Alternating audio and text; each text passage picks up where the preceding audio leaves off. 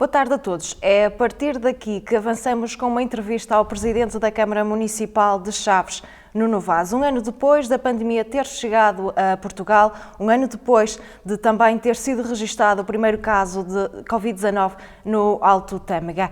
A pandemia ainda não terminou, agora os olhos estão postos nos centros de vacinação. É lá onde se procura a imunidade para a doença da Covid-19. Senhor Presidente, muito obrigada pela sua disponibilidade, pela sua presença nos estúdios da Sinal TV.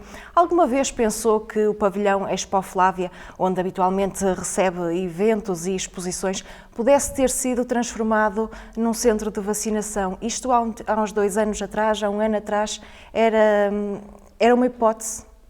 Muito boa tarde. De facto, a nossa realidade, as nossas perspectivas alteraram-se muito em março de 2020. Quiçá nenhum de nós tinha pensado numa pandemia desta natureza. Com certeza que havia riscos globais, que todos nós equacionávamos, enfim, de uma guerra, de uma catástrofe natural, mas de facto uma pandemia a esta escala, com esta incidência, com estes efeitos tão devastadores nas dimensões todas, na parte da saúde, na social, na económica, eram inimagináveis. De facto, o espaço onde hoje existe um centro de vacinação, cuja logística e condições foram criadas pela Câmara Municipal de Chaves, nunca foi perspectivado nesta sua utilização. É verdade que aquele espaço, quando nós assumimos funções em 2017, precisava de uma intervenção de requalificação, porque havia problemas, quer energéticos, quer de impermeabilização, que subsistiam por causa de uma empreitada não acabada em resultado da falência de uma empresa, da empresa que tinha sido adjudicatária daquela empreitada, mas verdadeiramente aquele espaço está vocacionado sobretudo para alguns pequenos eventos, para algumas iniciativas desportivas e para aquilo que tinha sido, enfim, o uso dos últimos tempos, que era, enfim, permitir que os nossos concidadãos, os nossos séniores, pudessem ter lá umas taças dançantes, umas interações, mas de facto esta função que hoje, enfim, tem, não estava nos nossos planos. É também a prova que, no fundo, os espaços municipais, os edifícios devem ser também adaptados e funcionais. Nós pensamos, de facto, neste pavilhão, mas se pensarmos tanto isso, nós tínhamos um centro cívico que estava acabado de ser estreado, que estava há poucos dias ou poucos meses a ser usado, e nós adaptamos para centro de testagem. E, portanto, são dois bons exemplos, dois equipamentos municipais, que naturalmente foram construídos e foram pensados com outras finalidades, mas que verdadeiramente têm que cumprir uma missão fundamental, que é estarem ao serviço da população.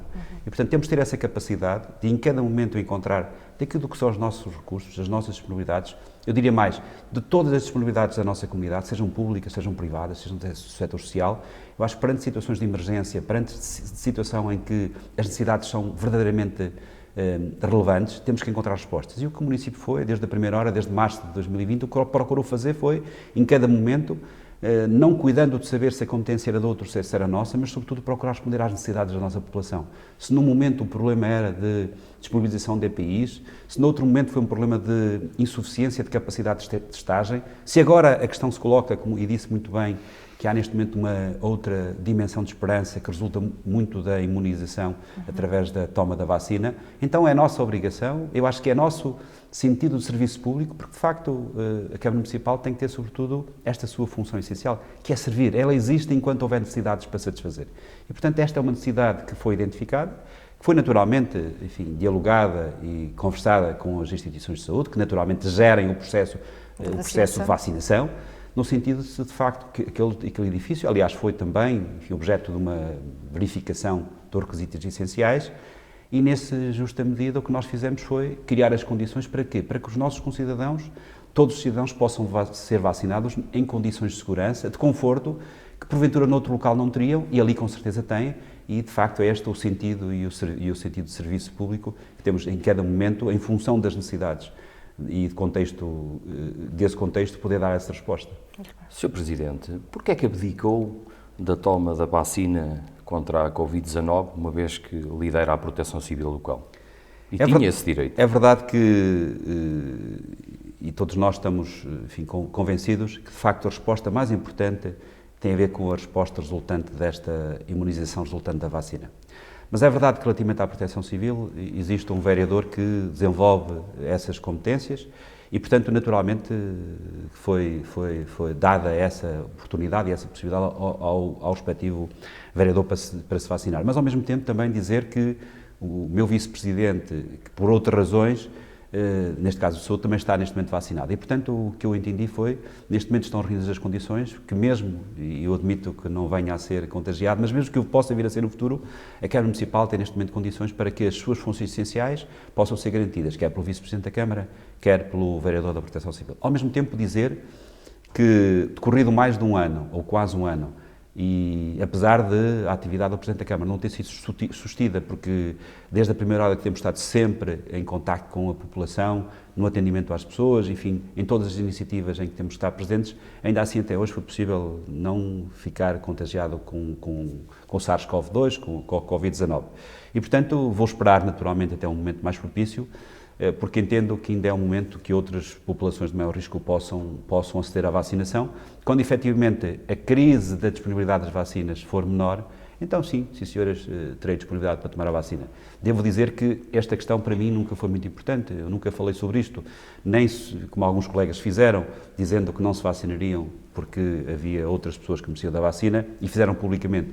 Não, enfim, fez-me a pergunta agora e eu senti-me obrigado a responder, mas a verdade é que para mim é uma não questão, sinceramente.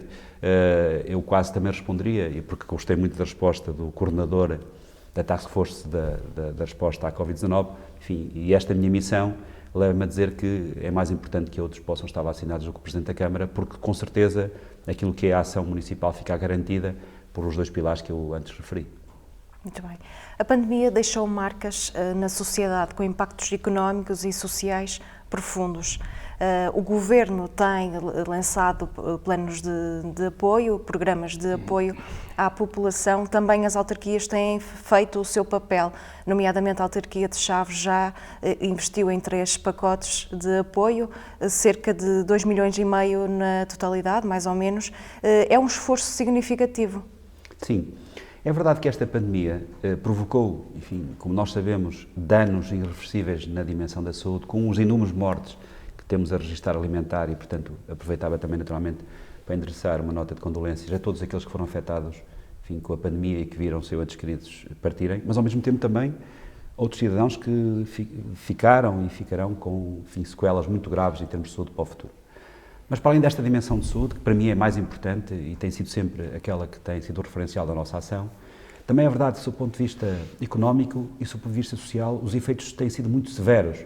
Eu acho que verdadeiramente hoje ninguém sabe, porque não existem estudos fiáveis, de perceber a severidade, a dimensão destes efeitos. De qualquer das formas, a percepção de todos, e a minha também é, de que de facto os efeitos são muito gravosos e que a crise económica e social que decorreu, que teve como causa próxima a Covid-19, é permanente, os efeitos são visíveis e, portanto, o que nós entendemos é que é um esforço coletivo.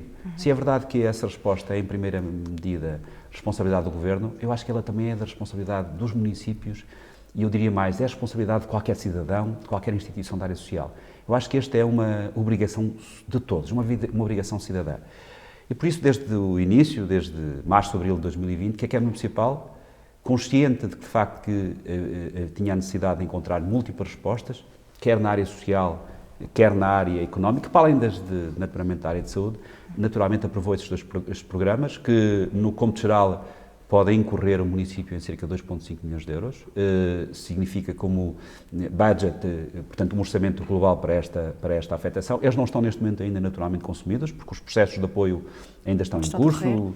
Porventura temos, enfim, neste momento, para o ano 2021, entre aquilo que é o Programa de Apoio à Economia, que tem uma dotação de 1 milhão de euros, peço desculpa, 1 milhão de euros, mais os 250 mil euros que estão afetos àquilo que tem a ver com o apoio à economia local e também aos cidadãos no acesso aos bens mais essenciais, que é o chamado Vale Social, mas também, enfim, outro conjunto de apoios, designadamente de apoio à renda, de apoio aos medicamentos, enfim, na área do social, nas reduções da água, no saneamento, na publicidade, nas isenções de algumas taxas e, portanto, o pacote é muito diverso, muito amplo e tem procurado, sobretudo, responder às necessidades mais emergentes. O último é que é mais voltado para as empresas. Sim, disse bem. Este último programa é muito vocacionado e, de facto, tem uma dotação robusta, 1 milhão de euros para as empresas e foi concretizado depois de, enfim, resolvidas algumas dúvidas quanto digamos, à habilitação legal, quanto à possibilidade legal dos municípios poderem adotar este tipo de apoios.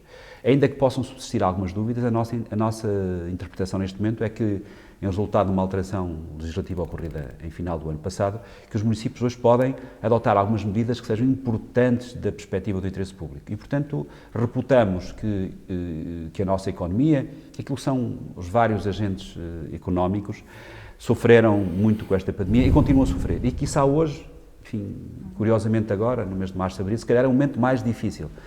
Porque se é verdade que já há um ano que estamos nesta situação, também é verdade que os efeitos têm sido cumulativos e, ao mesmo tempo, porventura, alguma capacidade de tesouraria que as empresas pudessem ter, ou de algum aforro que pudessem ter, eu acho que neste momento está numa fase final e, portanto, eu acho que verdadeiramente o momento crítico é este e os próximos meses. E foi nessa perspectiva que foi criado este programa de apoio de 1 milhão de euros, que naturalmente sabemos bem que não vai resolver, em definitiva, os problemas das nossas empresas. De qualquer das formas, é um sinal de compromisso, é um sinal de apoio e, portanto, o que nós queremos fazer é, as empresas que tiveram, de facto, uma redução da sua atividade, podem, aliás, já registramos seguramente mais de 200 ou 250 pedidos de apoio nos serviços municipais e nós queremos rapidamente, ainda se possível durante o mês de abril, começar a fazer o apoio à economia local, atribuindo os 1.000 euros ou 750 euros em função daquilo que possa ser a quebra de receita, nos 750 nos casos de uma quebra superior a 20% e os 1.000 euros num caso de uma quebra superior a 35%. De qualquer das formas, dizer que este é um apoio de compromisso. Sabemos que é um apoio que não vai resolver os problemas das empresas, de qualquer das formas é um sinal de esperança porque nós estamos convencidos que, efetivamente, o verão vai ser já um período de esperança e de afirmação. São todas as empresas, incluindo a indústria também? Não. Não. Portanto, este pedido de apoio vai, sobretudo, serviços, comércio. De facto, a indústria não está lá inserida. De qualquer das formas, se nós, à semelhança do que, por exemplo, vamos fazendo hoje em reunião de Câmara, vamos fazer um ajustamento ao regulamento, no sentido de poder acomodar algumas necessidades que nos pareciam pertinentes, poderemos também verdadeiramente vir a agrupar outras empresas. E, portanto, se de facto, no caso das indústrias, verdadeiramente houver necessidade e, de facto, essa quebra for manifesta, com certeza que estaremos disponíveis a fazer o ajustamento ao regulamento. Este apoio que nós falamos é um apoio que resulta da aprovação do regulamento municipal. E, portanto, todos os regulamentos têm um conjunto de critérios, têm, enfim, um conjunto de condições e pressupostos e têm um conjunto de finalidades. E, de facto, se nós percebermos que, efetivamente, há algum setor da nossa economia que não está acautelado e que, efetivamente, tem estas quebras de rendimento e de receita, fica este compromisso. O Presidente da Câmara tomará a iniciativa de propor aos órgãos municipais para que o âmbito deste regulamento e, portanto, o âmbito do apoio possa ser alterado. Porque o que está na base deste apoio, verdadeiramente, e aquilo que foi a sua motivação, foi poder dar um sinal de esperança, um sinal de apoio a todos aqueles que tenham uma quebra de rendimento. E, portanto, no setor industrial também, e nós sabemos que ainda é um setor que tem uma expressão não muito significativa e que tem sido uma aposta estratégica deste atual Executivo Municipal. Se também se verificar, então, naturalmente, por uma questão de justiça, por uma questão de equidade, naturalmente que terá que ser acomodado. E, portanto, fica naturalmente este registro, dizendo que as nossas soluções nunca são soluções acabadas, são soluções que têm sempre a possibilidade de serem melhoradas. E também serão melhoradas e terão ajustes. Quer-nos falar de algo? Sim, é verdade. Falou-me agora de um possível ajuste futuro em função daquilo que for a necessidade.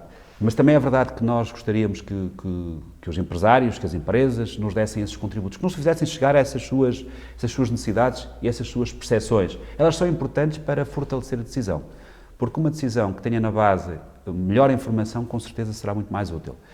E foi o que fizemos, por exemplo, enfim, a verdade é que o regulamento está neste momento numa fase de instrução e já hoje, em sede de reunião de Câmara que vai acontecer, levaremos já à reunião de Câmara 3 propostas de alteração, em resultado daquilo que foram, enfim, um conjunto de sugestões e contributos que nos chegaram de muitos empresários. Um deles é, por exemplo, podermos vir a apoiar de uma forma diferente é que os empresários que tenham mais do que um estabelecimento comercial aberto ao público, no sentido que possam ter uma graduação, um apoio suplementar. Portanto, aquelas empresas que tenham mais que um estabelecimento comercial aberto ao público terão não só direito aos 750 ou 1.000 euros em função da quebra, mas a um complemento de 250 euros por cada estabelecimento comercial aberto ao público. Da mesma forma, Dizer também que hoje será discutida uma proposta que visa permitir que todas as empresas que iniciaram a elaboração no ano de 2020 possam ter também um apoio se efetivamente tiveram uma quebra.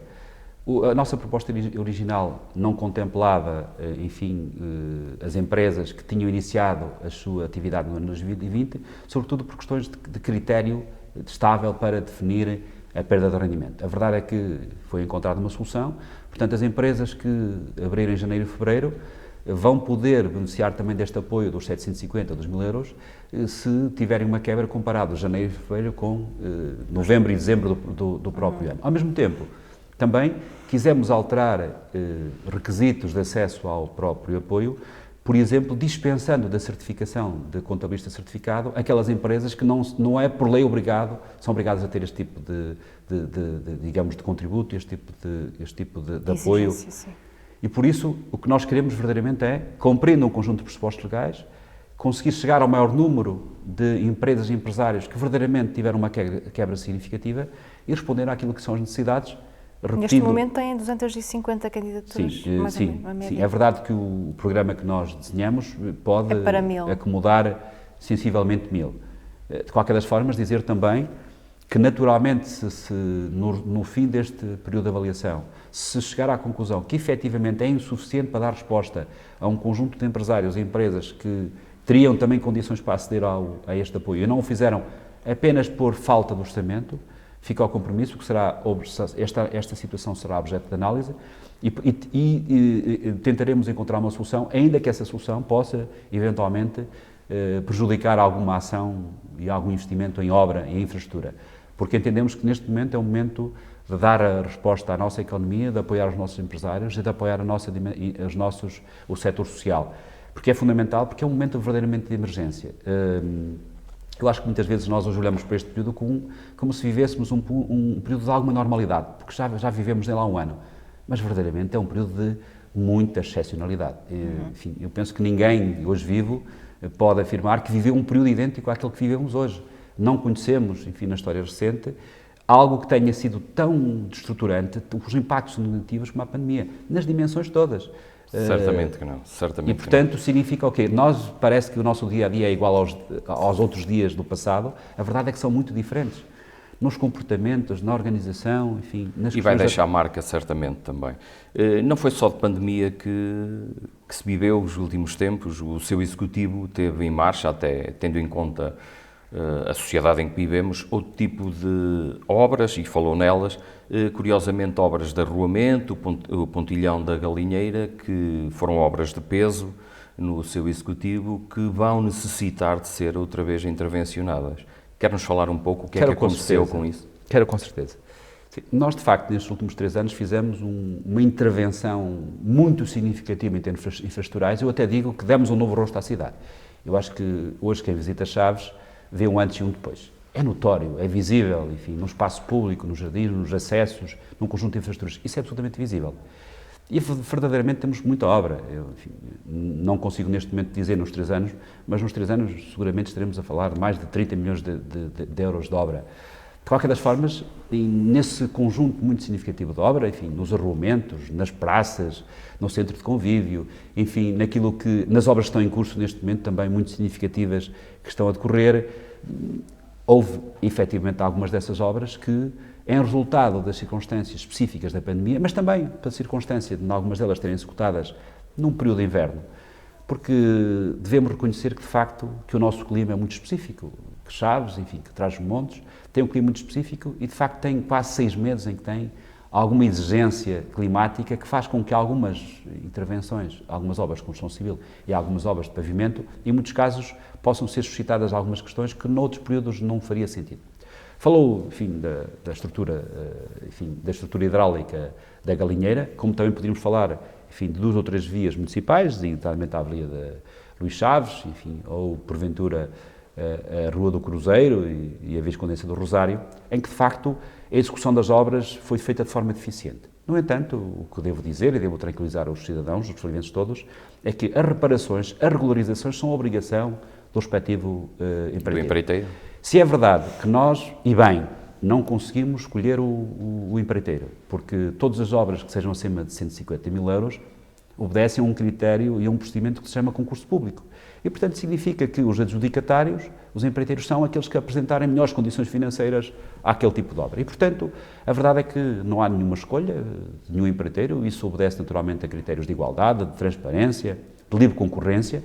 E, portanto, é verdade que, enfim, como na vida e em todas as atividades, há profissionais mais competentes e profissionais menos competentes. E, portanto, é verdade que temos aí algumas, sobretudo estas que eu falei, enfim, não temos outras, que têm, de facto, receber algumas correções. No entanto, essas correções são obrigações dos respectivos empreiteiros e, se eles voluntariamente não o fizerem, e vão fazê-lo, teríamos, naturalmente, a possibilidade de utilizar uma coisa que se chama caução, porque todas as obras têm uma caução de 10% do seu valor, que podem ser utilizadas para que, de modo próprio, a Câmara Municipal, contratando outros empreiteiros, possa corrigir essas obras. E, portanto, naturalmente, que o que eu queria deixar expressar aqui é que essas obras vão, naturalmente, ser objeto de correção. Poder-me dizer, sem custos para a autarquia. Ou seja, estamos a falar de que, se voluntariamente eles não fizerem essa correção, nós poderemos usar esta caução, utilizando esse dinheiro para poder fazer essas reparações.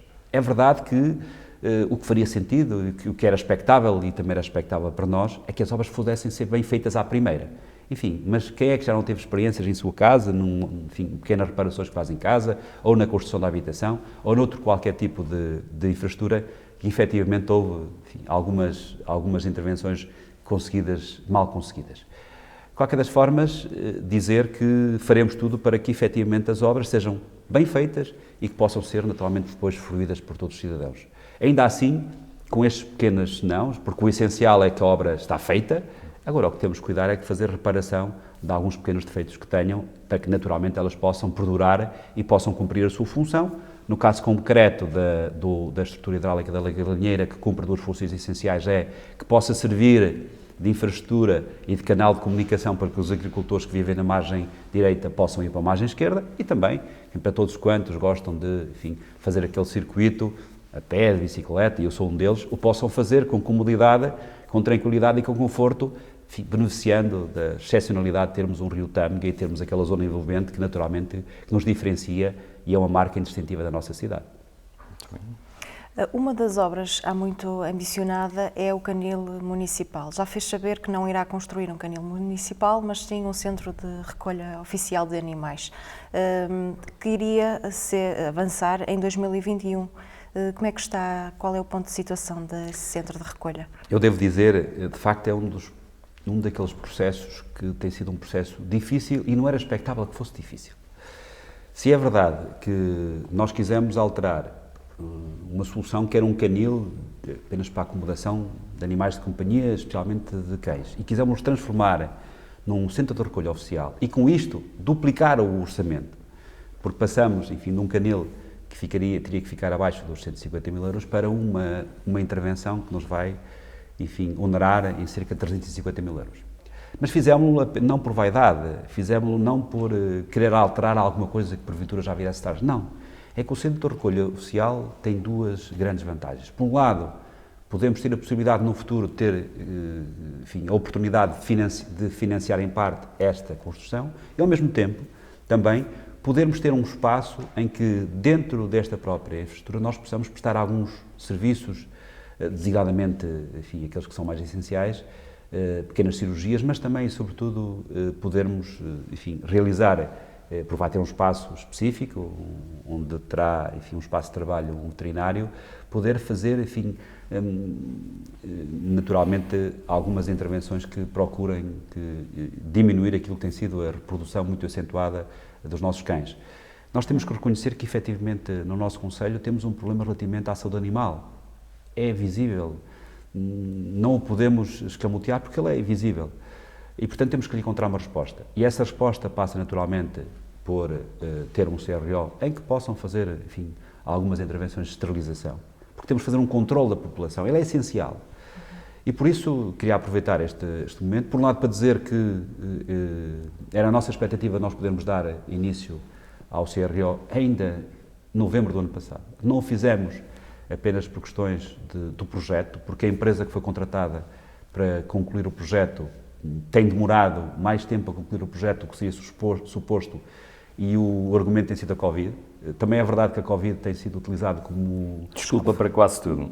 Como argumento para muitos atrasos, quer das obras de construção civil que estão em curso, quer de projetos também. E, de facto, o CRO foi também um projeto que era suposto estar terminado depois do verão de 2020. A verdade é que ele foi terminado há cerca de 15 ou 20 dias. Neste momento está em processo de revisão, porque todos os projetos acima de 350 mil euros têm que ser revistos por uma comissão de revisão de projetos. É uma obrigação legal. Neste momento está em processo de revisão. Esperemos que nos próximos 15 dias esse processo de revisão termine e nós possamos finalmente lançar o concurso público para a execução desta empreitada, porque a dotação financeira existe no Orçamento Municipal e nós temos vontade, efetivamente, de o fazer. Queria só terminar para dizer o seguinte, é que, mesmo depois de construído o CRO, a resposta a este problema que nós temos nesta comunidade, que é um número significativo de animais que deambulam pelas nossas freguesias, pela nossa cidade, só conseguiram dar uma resposta adequada se de facto houver aqui um compromisso de todos.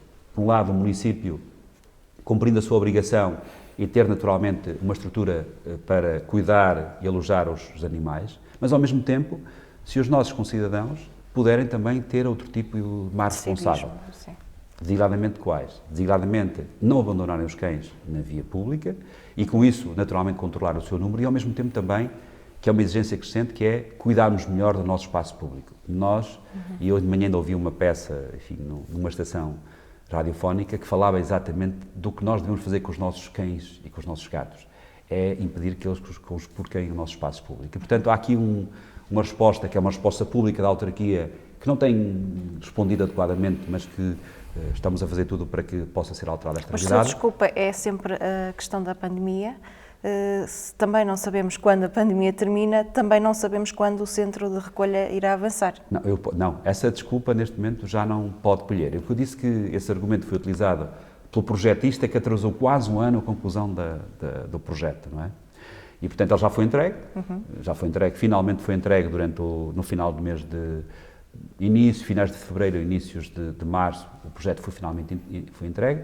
Neste momento está a ser avaliado por uma comissão para perceber se efetivamente o projeto está em condições de ir para a empreitada e, portanto, a minha expectativa é que ele possa rapidamente ir para a empreitada e, quando falo para a empreitada, faço que vá à próxima reunião de Câmara ou na próxima. Estamos a falar num prazo de 15 dias, no limite de 30 dias. Pode avançar no primeiro semestre? Desculpa, pode avançar no primeiro semestre? A nossa convicção, se nós lançarmos o concurso durante o mês de finais de abril, o concurso poderá demorar 2 meses, porque é um concurso público, mais uma vez é um concurso público, 2 meses, 2 meses e meio, e teremos condições para poder arrancar com a obra. Portanto, a obra é para arrancar seguramente este ano. O lugar é o mesmo, a localização de uma estrutura desta natureza tem que ter atenção a alguns espaços, tem que ser um local ligeiramente afastado, enfim, das áreas habitacionais, tem que ser um espaço amplo e, portanto, enfim, o espaço que está neste momento escolhido, penso que cumpre esses critérios adequadamente para que nós possamos ter finalmente uma estrutura que responda a uma missão que tem anos. Verdadeiramente era suposto que nós, há mais de 20 anos, tivéssemos ou um canil ou um CRO. Eu acho que também aí este Executivo está a responder a uma necessidade manifesta que tem anos, mas que verdadeiramente não estava resolvida. Dir-me-ão, só agora? Sim, é verdade, só agora, porque antes não foi possível concretizá-la e outros não conseguiram fazê-lo. Porque era uma obra que estava no orçamento participativo. Sim, mas eu também atrevo-me a recordar que quando assumimos funções, em outubro de 2017, é verdade que a maior parte das obras de natureza infraestrutural, física, do orçamento participativo estavam por fazer. E eu posso recordar algumas. Sim. Estava por fazer, enfim, os balneários do campo, do campo de praia, que estavam por fazer, há muito tempo prometidos. Estava também por fazer, digamos, uma parte da ecovia, que também era uma obrigação. Também havia uma outra via em via d'água, a Rua da Ermida, que nós estamos a acabar o projeto. Estamos a acabar o projeto para que ele ainda este ano possa ser executada e, portanto, o nosso compromisso quando nós assumimos funções foi suspender o orçamento participativo naquilo que tinha a ver com as obras, mantendo a parte do imaterial, com o compromisso que até 2021 nós teríamos todas as obras feitas e, portanto, eu gostaria no final deste ano, no final de 2021, aferirmos se de facto se esse compromisso foi cumprido ou não. E, portanto, é nosso compromisso que é, em 2021, cumprirmos todas as obrigações do orçamento participativo. Está no bom caminho, hein?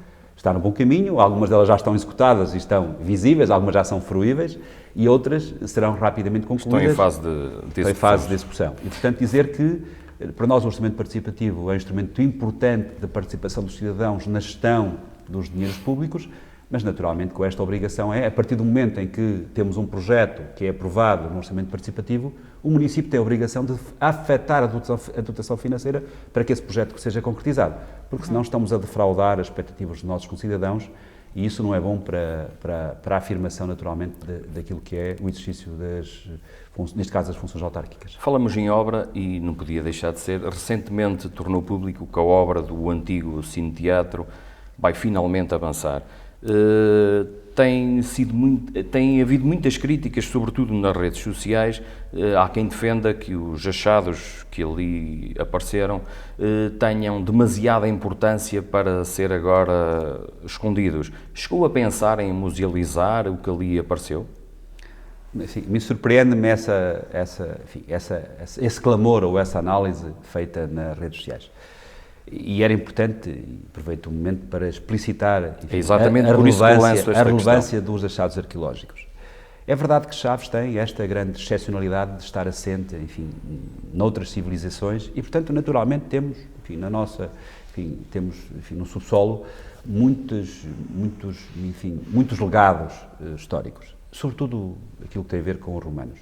E o que o município de Chaves tem, e bem, é perpetuando naturalmente esses legados e permitindo que os nossos filhos, os vindouros, o possam conhecer, valorizar e possam conhecer melhor a nossa história.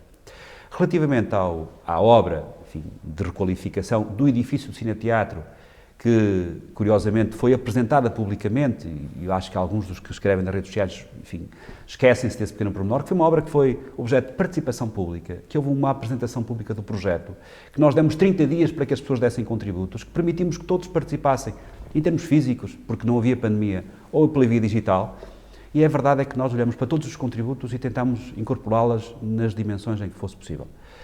E, porventura, muitos dos críticos que fazem essas considerações não participaram nem num momento nem noutro. E, portanto, fizemos uma apresentação pública. Depois, aproveito também para dizer que o único compromisso de referendo público que este Executivo, assumido por mim, fez em campanha foi da Ponte Romana.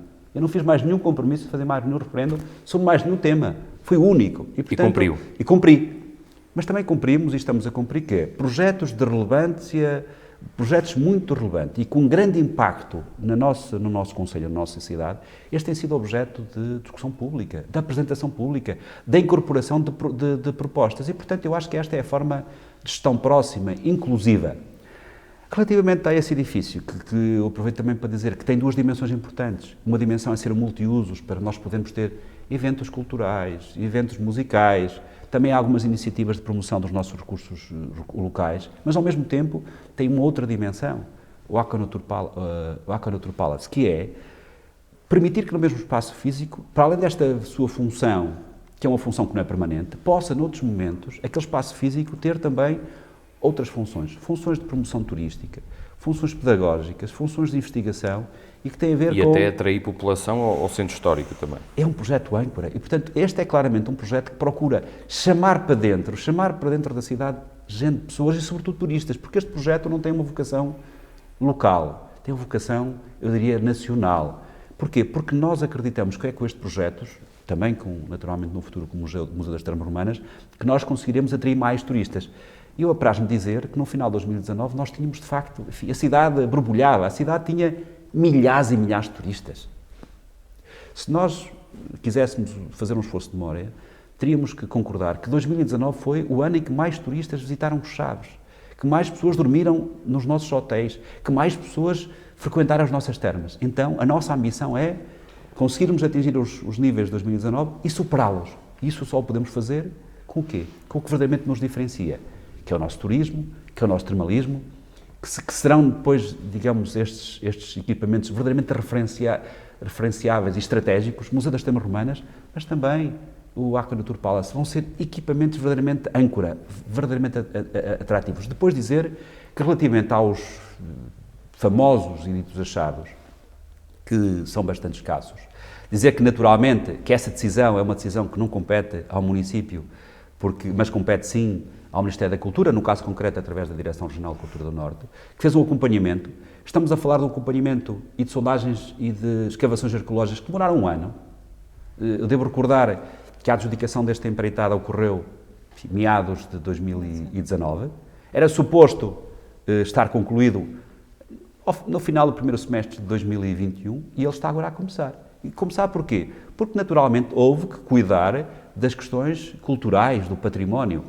Tratada a questão e concluído que está, que afinal, verdadeiramente os achados arqueológicos não tinham a relevância que exigisse a musealização daquele espaço, tanto mais que devo dizer que o município hoje já tem um conjunto de museus muito significativos e, portanto, tem que apostar na capacidade de valorizar o que nós temos. Nós não nos podemos esquecer que temos Museu de Arte Contemporânea Nadir Afonso, vamos ter Museu das Termas Romanas, temos um Museu da Região Flaviense, queremos valorizar o Museu Ferroviário, que tem sido esquecido, que é uma nossa aposta.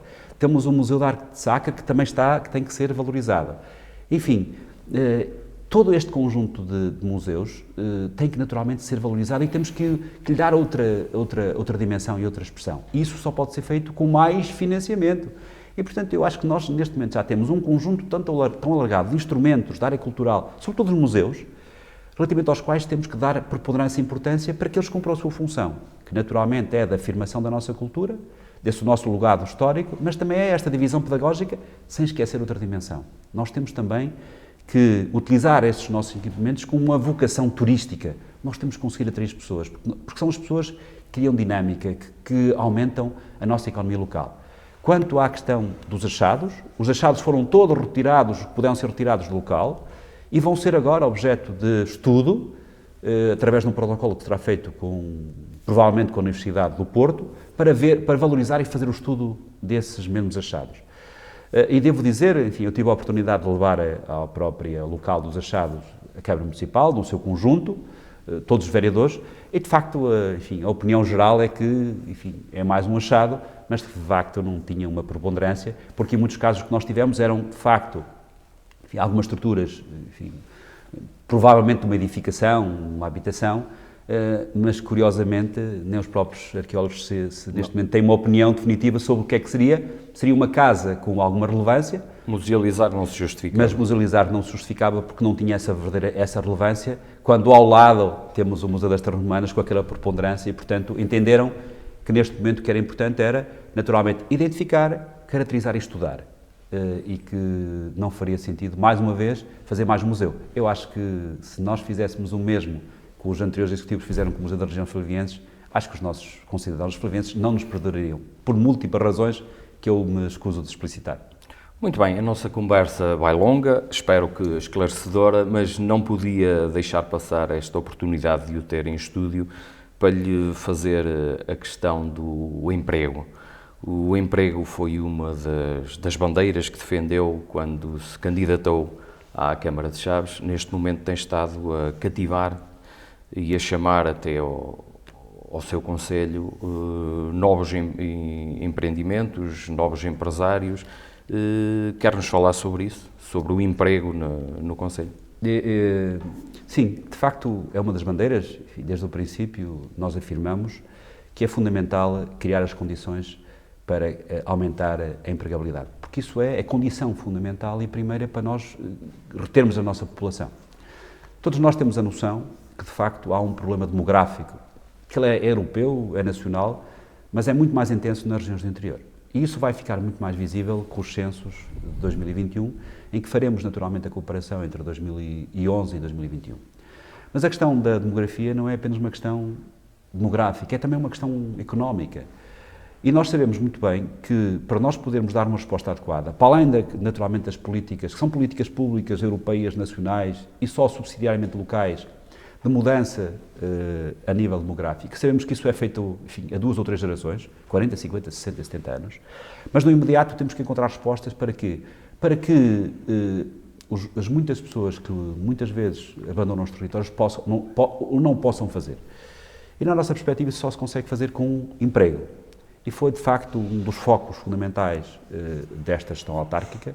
É verdade que, de alguma forma, prejudicada pela Covid-19, porque retirou-nos o foco e também pôs em suspenso algumas iniciativas e, em alguns casos, verdadeiramente também os nossos empresários, os locais e os empresários, enfim, que sinalizaram o território de Chaves. Apresentou recentemente de grande envergadura o empresário local. Curiosamente também, a verdade é que agora, quando já começa a haver um sinal de esperança, já percebemos que existe um conjunto de iniciativas na área da indústria e com a criação de emprego. Aliás, em 2 ou 3 semanas seguidas temos 2 empresários, um fora do Conselho e um do Conselho, que decidiram fazer 2 investimentos na área industrial, um na metalomecânica e outra, enfim, na área também industrial, mas mais ligada para, enfim, os alumínios e para essas áreas, um de Vila Nova de Famalicão e outro flaviense. E, portanto, isto diz bem da nossa capacidade não só de atrair os investidores externos,